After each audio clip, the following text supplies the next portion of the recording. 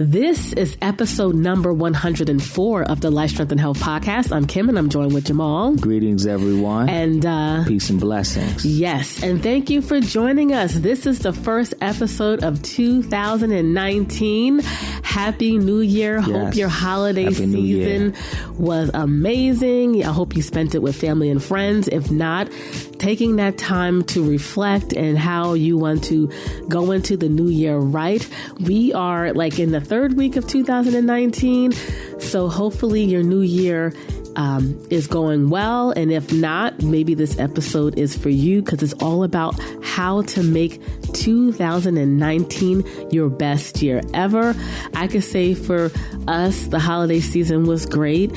We got a chance to do a little road trip down to Florida. So it's always good for those family vacations. So yes. Aura had an amazing time, and she just celebrated her 9th birthday. So we did a unicorn themed sleepover party with 5 of her other girlfriends. So that was a lot of fun, and I can finally breathe and decompress because it's a lot sometimes. But she had an amazing time, and we're so proud of her. And I can't believe she's 9 because I can remember when I just had her, right? So now we're in 2019, and looking forward to another amazing year. Looking forward to serving you and providing you with a ton of value and information to help you to feel and look your best naturally. And we truly appreciate you tuning in, listening to us, and supporting us. And so let's dive into this week's episode. Cool. So I always want to start our episodes going forward with testimonials from clients that have worked with us in the past. And this week's testimonial comes from Azizat. She gave us 5 stars, and she put excellent and knowledgeable. So thank you, Azizat, for those kind words, and we wish you much health success. Yes. So now let's segue into this week's Organic Food for Thought. And this week's Organic Food for Thought is on agave nectar. And we have a very, interesting relationship with agave nectar. 7 years ago, we were advocates. We used it as our sweetener of choice. But over time, we started to realize that it really wasn't as healthy as it seems. So we're going to dive into why we're not a proponent of, suggesting agave nectar as a sweetener of choice, and how it affected us negatively and why we changed. Well, yeah, let me just say that I guess this is long overdue because 10 years ago, we made a lot of recommendations for agave nectar. Mm-hmm. So, we're responsible for a lot of people consuming it. And, it's a constant journey of growth, and we're growing. And when things come to our attention that aren't the greatest, we'll bring it to your attention. So there are some things that at the time led us to believe that it was a healthy choice. And like Kim said, about 7 years ago, reports started to come out and just started to make us feel differently about it. And, we stopped carrying it because we used to sell agave. Right. We stopped carrying agave. That's all we used. Yeah, that was all we used, but we stopped selling it. And we were selling like a really natural brand. The brand that we were working with was, they didn't use any dyes. It was raw. Right. It was clear. You never see agave totally clear. So it was high quality agave, but even still, there was some shortcomings with it that just we began to see and didn't like. So we stopped carrying it. We stopped promoting it. We stopped selling it. And we did, tell our, clients that came in. But I think it is good to kind of put it out there personally, because agave has become so huge now. You can buy it at a regular grocery store. There was a time where, it was select health food stores. Well, yes, health food stores, or you had to order it online. Yeah. But it wasn't, readily available. And that's why we were selling a lot of it. Right, we were selling a lot. Connected with a distributor, right? Yeah, so we have to officially put the memo out, because now they're using agave to sweeten products on the market. Right. And a lot of people use agave. They use agave and they're using it with, in their minds and hearts, they feel like it's better. Right. But it's really not. It's not better. So we want to get into that today. We want to talk about, I guess, why agave is bad. Let me just say this, though. The thing that really got our attention originally about agave was the fact that it was low glycemic and it didn't raise your blood sugar levels the same way that white sugar did. So that's what got our attention. Right. So we're looking at something natural coming from a cactus, and it doesn't raise your blood sugar levels. So we're assuming that, okay, this is healthier. Right. Right. It's healthier. So we're looking at all of these things, and to the naked eye, it looks healthy. Right. It looks healthy. But as we come to really see, when the reports started to come out and we started to really dig into the sweetener a little bit more, we come to see that it was highly, highly processed. It's not easy to get sugar out of cactus, right? Right. Out of the tequila. It's not easy to get that out. It's highly, highly processed. So we no longer recommend agave. And to those that we did recommend agave 10 years ago, we know better now. Right. And we would like to suggest better sweeteners to use at this point. So let's dive into why we think agave is bad. But also on a personal note, just for me, okay. After we had Saora and I was nursing, there were some other things that were coming into play that was affecting my health, and my body wasn't remineralizing. Yeah. Because I certainly don't eat, a horrible diet.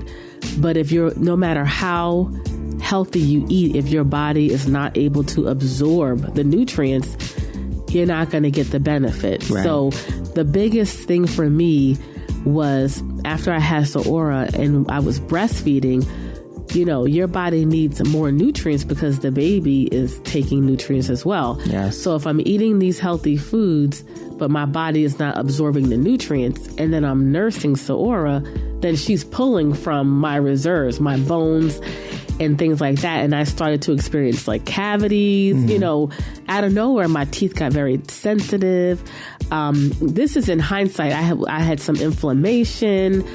And it was hard for me to recover from having Saora because I was eating certain things that weren't allowing my body to remineralize. And one of the things was agave nectar. We was putting it in our smoothies.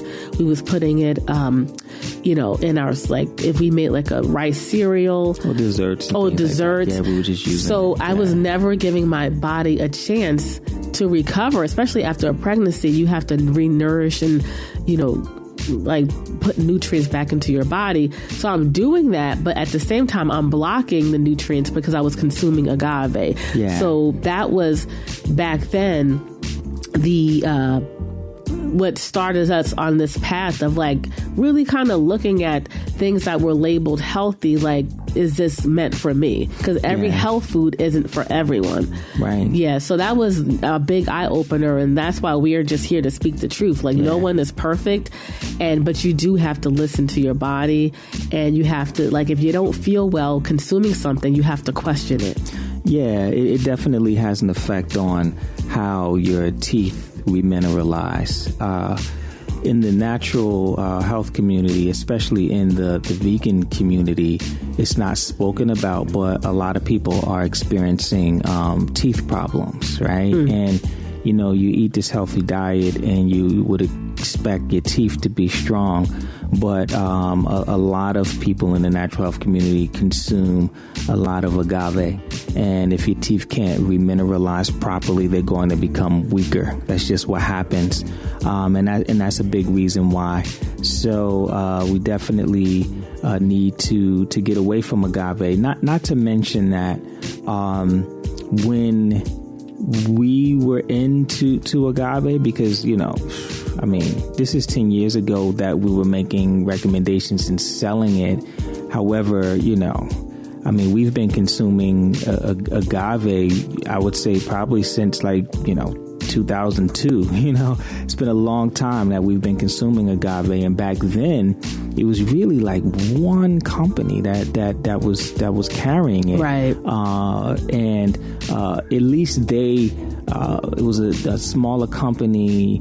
Maybe it's more processed, but at least they were trying to make a better their quality product. Wasn't to hurt people. Like, it was a product that they offered. Yeah, right? and when the mainstream industry, we always say this, when the mainstream industry gets their hands on something, it just becomes even more toxic. It becomes worse. So now you have all of these other companies. I think Dole has agave nectar now, right? Mm-hmm. So some of these major, Domino, I think they have an agave. They make the sugars.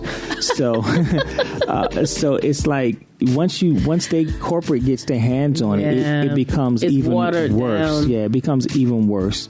So now the product, you know, it may not have been the greatest, but at least back then they were trying, and it wasn't as processed, right. You know.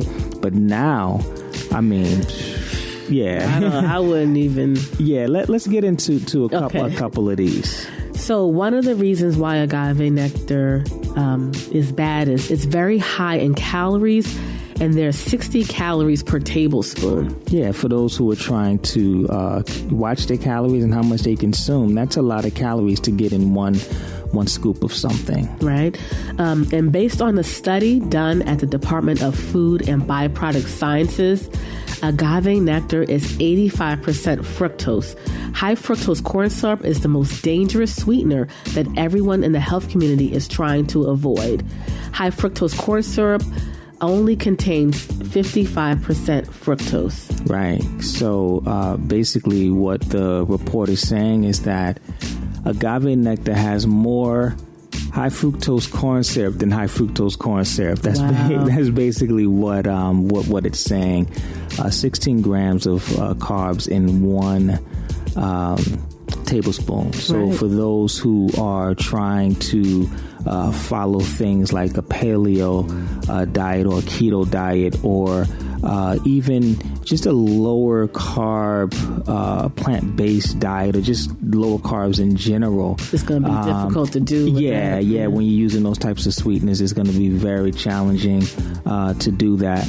So it's full of fructose. And fructose can only be processed in the liver, which means that too much agave can cause liver stress, and this increases risk of liver health challenges in the long term. Correct. Yes. And also, agave really has no nutritional benefits. Right. And your better equivalent would be raw honey, an alternative that we suggest. Yeah. One of the things that, as far as like our growth is concerned over the past decade, is we think it's important to consume whole foods, as well as making sure that the things that you're consuming are wholesome and they have actual nutrition in it. Any opportunity you have for something to be multifunctional, to be able to get nutrition out of it and consume it, that's the best way to go. So agave has no nutritional value. When they study agave just in general, the plant itself, it is very high in very high in antioxidants. However, once you process it, those things are gone. So the cool thing about raw honey is that it's full of nutrition. You got raw honey, not regular honey, raw honey. Not raw the one honey. In the bear. Exactly, yeah. It needs to say raw honey on it. That's going to be full of enzymes. It's going to be full of bee pollen, which is full of nutrition. and just so many things that can, boost your health overall. With all sweeteners, it doesn't matter if it's healthy or unhealthy. Too many sweeteners is going to throw your body ecology off. It just will. It doesn't matter if it's raw honey. It doesn't matter if it's grapes, right? Too much sugar in your diet is going to throw your health off. But we definitely would recommend the raw honey moderately. Definitely. Yes. So now let's segue into this week's episode. And this week's episode is all on how to make this your best year ever. So when it comes to New Year's, the one thing that most people do is set New Year's resolutions. And for some reason, it's become taboo almost to set a New Year's resolution. When you see like marketing things on the internet, commercials, that's a big marketing selling point of like, don't set those New Year's resolutions because 80% of them are not going to be fulfilled. Yeah. So now people are like afraid, or they don't even want to set one because they feel like I'm not going to accomplish it anyway. And they look at it negatively. I look at, like, if you look on social media, a lot of the feeds, like on Facebook and things like that, I hear people saying, oh, I don't want to hear about anyone talking about their New Year resolutions. Or I saw something like, if one more person puts New Year, New You up there, kind of like throwing like, why are you saying that? Right. Yeah. And oh my gosh. Or people will say, well, this is what we hear in December. Why wait to, make your New Year resolution in the new year? Just make the changes now, Right. And I will say, because in the last episode I touched on, how to survive the holiday season. And I was saying that, you don't have to wait until January to start. Right. But let's say you do need to, it's okay. Yeah. It's Having okay. a plan is better than no plan at all. Yeah. But right? The thing is, it's like shaming, Right. You shouldn't be made to feel bad because you want to start the new year off and set a certain tone for that. There's nothing wrong with setting the tone for anything right. That we do, especially when you look at health from a natural perspective. Right. We deal with cycles, right? We deal with all different types of cycles. You have, minutes, hours, weeks, months. You got moon cycles, seasons. There's so many different cycles, right? And so many people take those opportunities to start something new. Right. How many times people say, "Oh, I'm going to start going to the gym on Monday," right? Or I'm going to start reading more this summer, right. or whatever the case may be. Like, we always have a tendency to plan around cycles, right? Yeah, that's what we do. You need a start date, right. You need to start somewhere. Right? Yeah, mm-hmm. But because it's the New Year's cycle, people look at it negatively, right? We never look at the other cycles negatively, but for whatever reason, the New Year's cycle is looked at negatively. Right. Yeah. So when we make plans for the new year, people shun it. Right. But you can make a plan in any time you want. Right. If you decide that you want to make it at the beginning of the year, then good for you. Right. We have these ways of measuring, and I think that the New Year cycle is a good way to measure. Mm-hmm. Like, I know for me, I use my birthday as my kind of measuring cycle. When my birthday comes, to me, that's like my new year. So I reflect on my past year since I turned a specific age, and then I set my goals of what I would like to accomplish for the new year. And then but that's more personal. Those are like my very personal goals as far as development and being better. And then for the New Year's cycle, it's other things. It could be business, and things like that. So nothing wrong with creating cycles. Right. And I think maybe because we have someone we have a daughter that's 9, and mm-hmm. She's well, we homeschool Saora, but she's not in the traditional school system. But one of my kind of knocks with traditional education is it's not set up to learn from your failures. Yeah. You know, like you're afraid to make a mistake. And one of the things that I tell Saora, it's okay to make a mistake.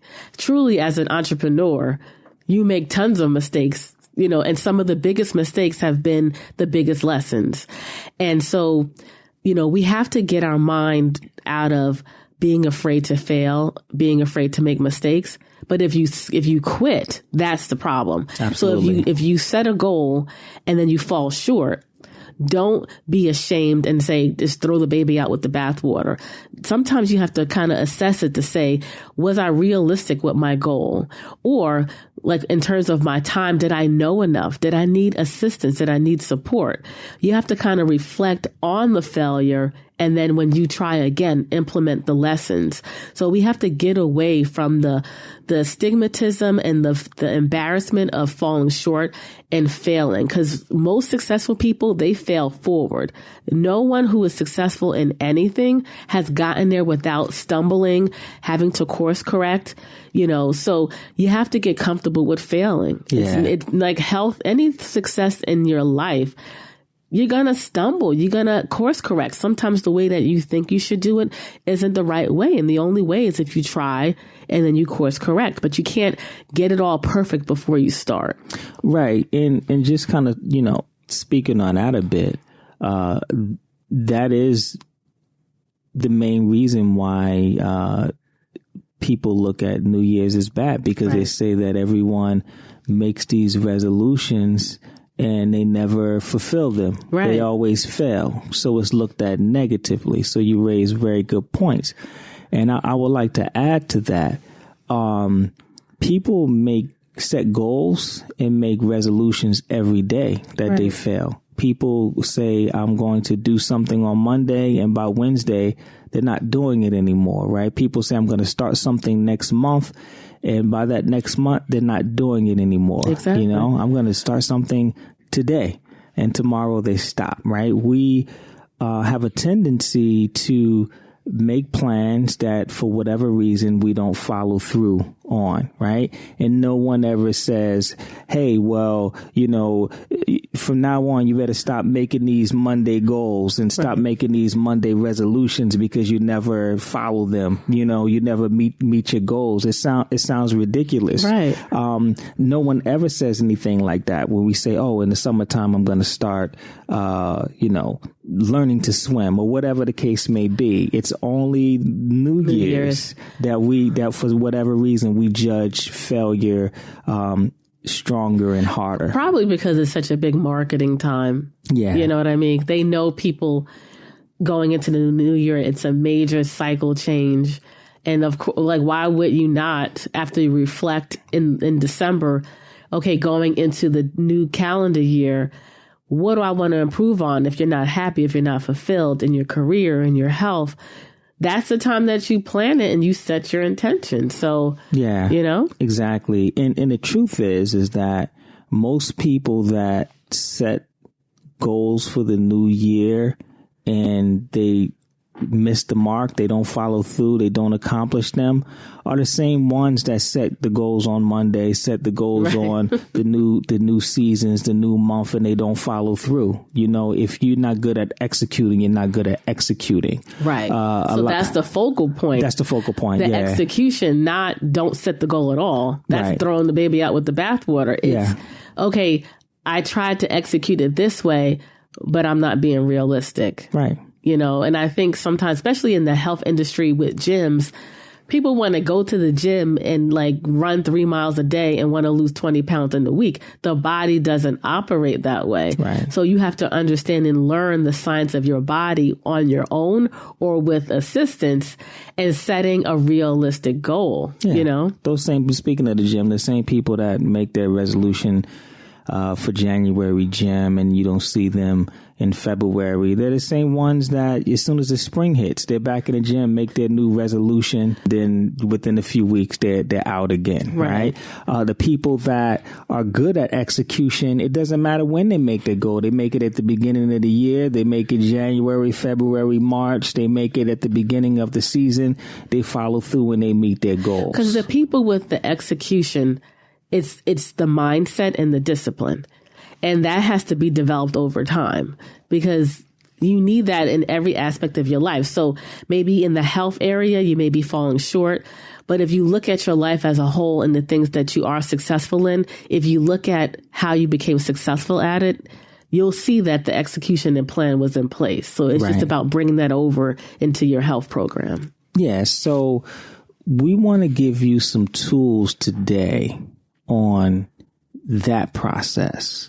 Like how to follow through and accomplish and crush your goals, how to make this year the best year ever. Every year should be the best year ever. It should be constant growth, elevation, constant growth every single year. So how do you make this year better? We want to get into some basic concepts to help you with that. Everyone's journey is going to be a little bit different, but the foundation needs to be built the same. And I think that that's what's important, you know? Right. And one thing I want to say is going back to what you said, everyone's growth is different. Everyone's journey is not going to be the same.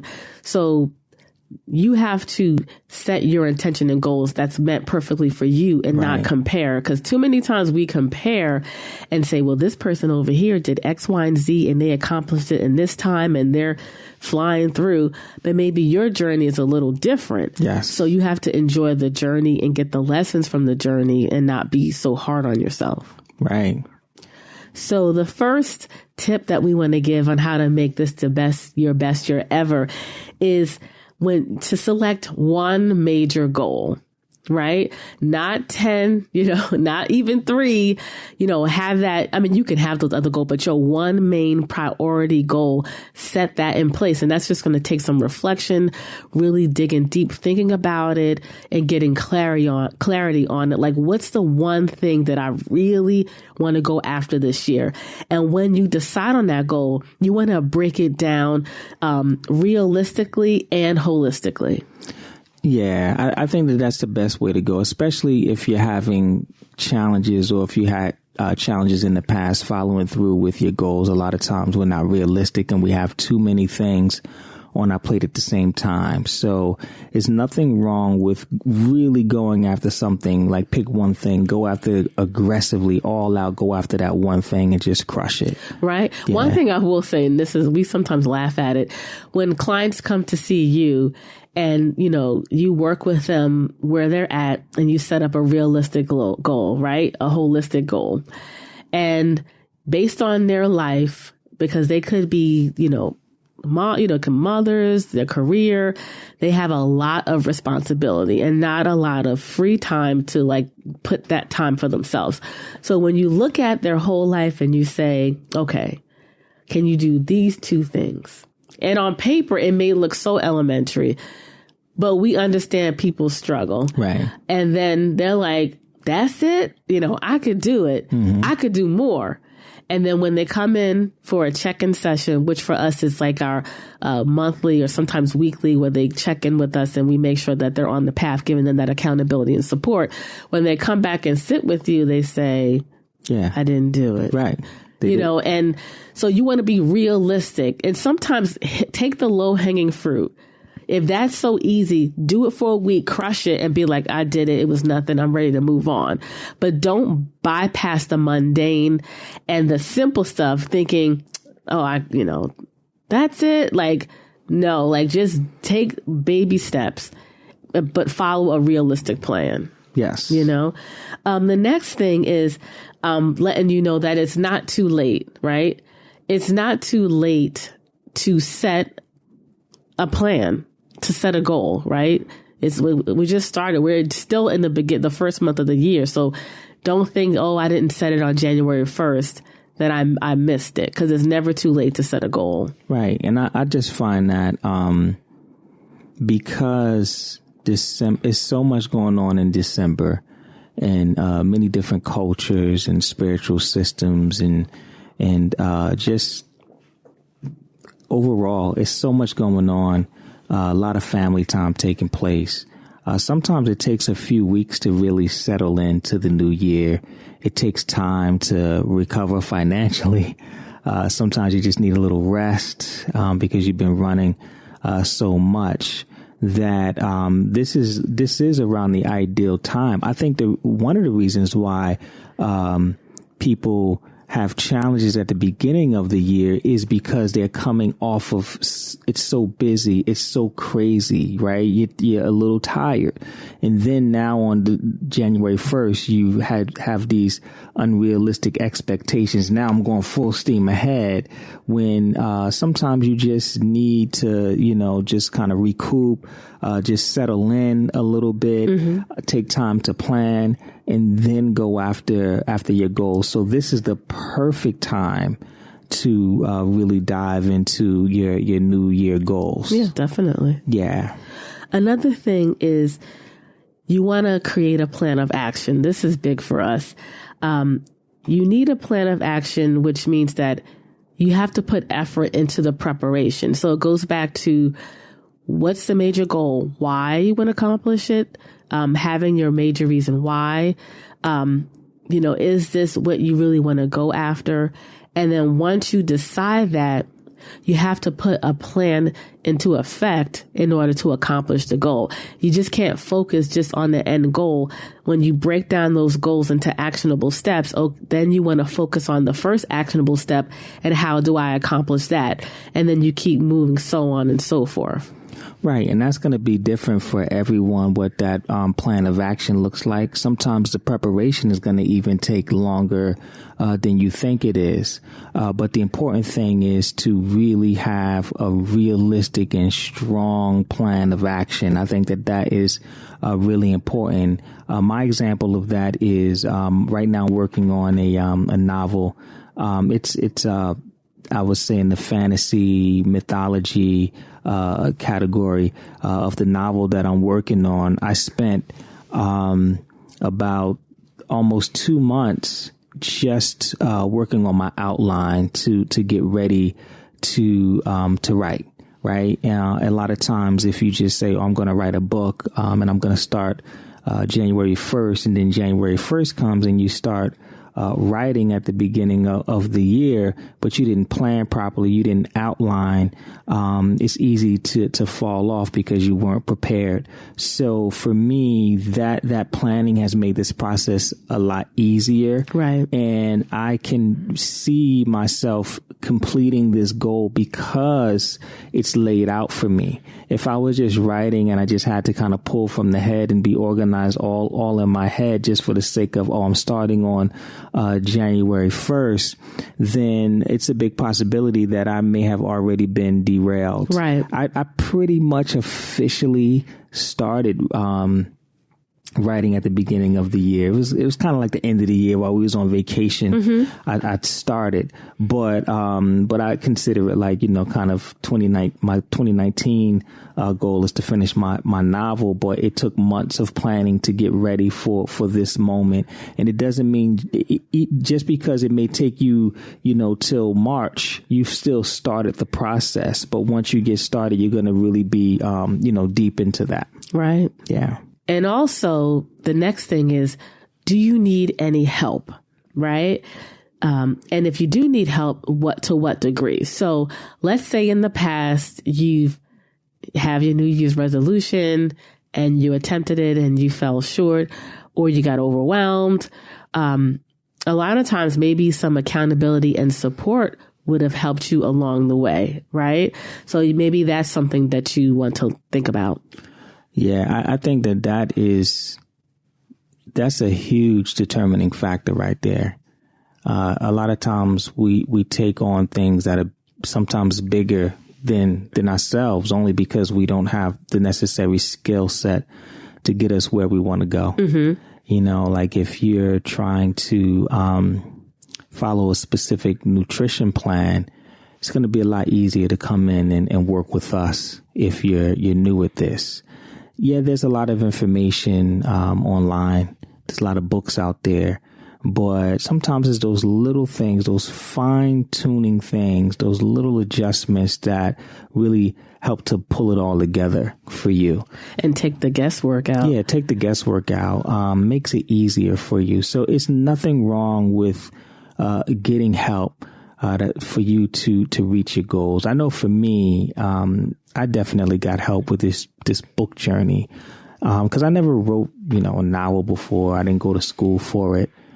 So I really have no idea or should I say had no idea on what to do. So I started taking online classes and studying, to learn this process, and, I know that if I didn't, I wouldn't have gotten as far as I did. Yeah. So far. Well, you started writing another one. It was more health related. Mm-hmm. And remember that process you started, but then it didn't work. Yeah, it didn't work out. Those were for other reasons that I'll talk about at another time. Right. But yeah, it's just important to know when you need help. And sometimes that help it could be just someone that that's better at it than you are. Or it could be professional help. But it's important for you to dissect what type of help you need and actually get it. Right. So the question is, what support system would you need to be in place in order for you to be consistent in achieving that goal? Correct. Right. Yes.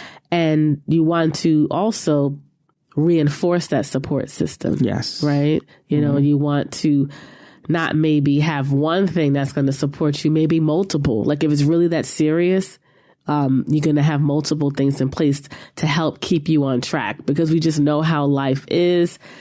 Like we're not, sitting at home with all this free time. You have responsibilities, you have stressors. So you want to have things in place to kind of keep you on task. Yeah, right? I think you have to ask yourself the question, what needs to happen consistently in order for you to reach your goals? So let's say, for example, your goal for 2019 is to start meditation and to meditate every day. You need to look at your schedule and realistically see what time can you meditate consistently every day in order for it to happen. Right. And after you analyze your schedule, let's say you could be trying to meditate in the evening time and, the children are up. You got to make dinner and you got to handle your responsibilities after work. Right. By the time everyone gets to bed, every time you try to meditate, you're dead tired. So you fall asleep. Mm-hmm. Right. We hear that a lot with our clients.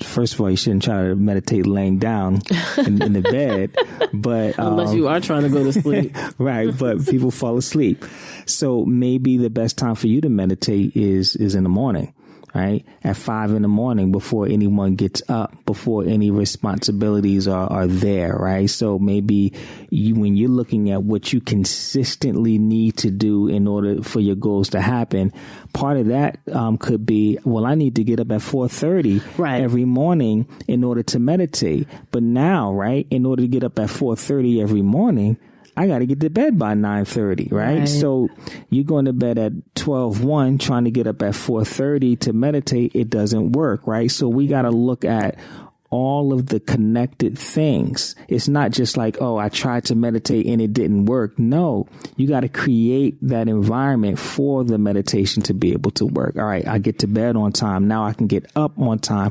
Now I can meditate consistently in the morning before things get in place, right? Now I can, listen to my Deepak Chopra CD, right? So I can learn from him on how to do this properly, right? So you have to begin to build that environment so that you could be successful. Well, that's why it's important to take a holistic approach, whether it's health or your life, because when you take a holistic approach towards something, you first have to look at what's the blockage. So in that example, the blockage was you're not being realistic with your time. Mm-hmm. So yes, you want to meditate, but if your life, the way it's designed, is you only going to take what's left over to meditate and you just keep falling asleep, then, okay, well, maybe I need to do it in the morning. If it's really that important to you, if this is your one goal that you're going to go all out after because you know you need this, then you're going to go to bed earlier. You're just going to go to bed earlier to get up earlier. And I guarantee you, if you start your day with meditation, everything else is going to flow better to the point where you need to do it. Right. So that is taking a holistic approach, finding out the blockage and then addressing that blockage. And then everything else should fall into place. But then lastly, just going back to what you were saying about reinforcements. So just going with the meditation example, now you want to reinforce. So to have an accountability partner, someone who also wants to meditate, you two can meditate together, right? That's going to help to reinforce this process. There could be a local meditation class that you can consume to get, that you can attend so that you can, learn, certain, techniques to enhance. So every opportunity you have to reinforce, you want to try to reinforce to, make sure that, you achieve success. I think that's what's really important. I know for me with the writing, I joined a writers, group. So we meet monthly. And then I also have a writing accountability partner and we speak weekly. So just putting all of these things in place. So I got people checking on me. Hey, right. how's the novel, coming along? You know what I'm saying? Like, well, what's your word count?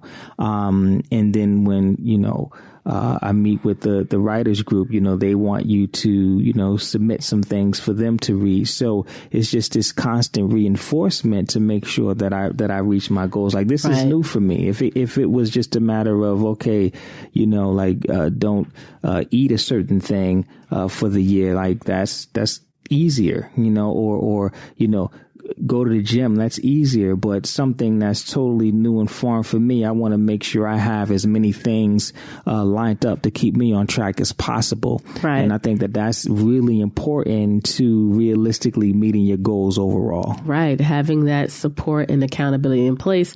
So in the case for you with the writing, maybe you had a long day and you really don't want to write, but you'll push because you have people waiting for you to submit things. You have your writing partner, you have the writing support group, and you have all these things in place to, in the back of your mind, kind of nudge you a little more. Yeah. So in the case of our clients, when they have to come in for their check-in sessions, they don't want to come in and say, I felt, even if they did, it's okay. We're here to support you, but you'll push a little more so you can come back with a good report. Like, I did 80% of the things and I'm getting better. Like you feel better about that as opposed to just kind of giving up and just not doing anything. Right. Right now we have a fast, going on with a couple of our clients. So it's a fasters group. They're all doing like a juice fast together.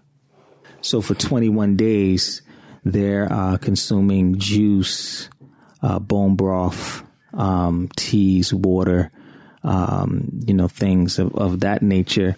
And they're about halfway through. And one of the women, she said that she thought about eating, because she was at an event and she was just talking about everything just smelled so good and looked delicious, even things that she knew that she wasn't supposed to have and things that she didn't like and would never eat those on a regular basis, even those smelled and looked delicious.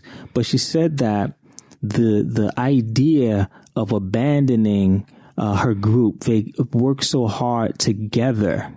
She said she couldn't fathom the idea of coming back and reporting to people that were depending on her and say, oh, I ate, I was the weak link. So just because she had the support and people depending on her, accountability. Yeah, the accountability, she didn't do it. But she said that she thought about it, that she wanted to, but because of the strength that she was getting from them, gym, she didn't do it. That's a big deal. That's major. Yeah, that's major. So you have to have your things in place, right? You get all of these things in place and you can't fail. This group is going to make it 21 days. I know that they will, because we put things in place for success. Right, definitely. So those are our pointers or tips, I should say, on how to make this your best year ever. So hopefully you implement some of these tips. And if you have and they've helped you, please leave a comment on our blog or on social media. We're on Instagram and Facebook. Let us know if it helped you, if you had some victories, and how you are doing with your New Year's resolutions, because we would love to hear. And if you need some help in terms of your health plan of action, if you have a certain health goal that you would like to accomplish and you need some guidance, some support, some accountability, and a plan of action, then maybe think about having a consultation or virtual consultation if you're not in the tri-state area. We would love to help you to reach your health goals, and you can learn more about that at our website, lifestrengthandhealth.com. If you're a member of our private health community, depending on your membership level, you will get a discount on that consultation. But if you're really serious about reaching your health goal and you want that help, we're here for you. Just schedule that appointment and we would love to work with you.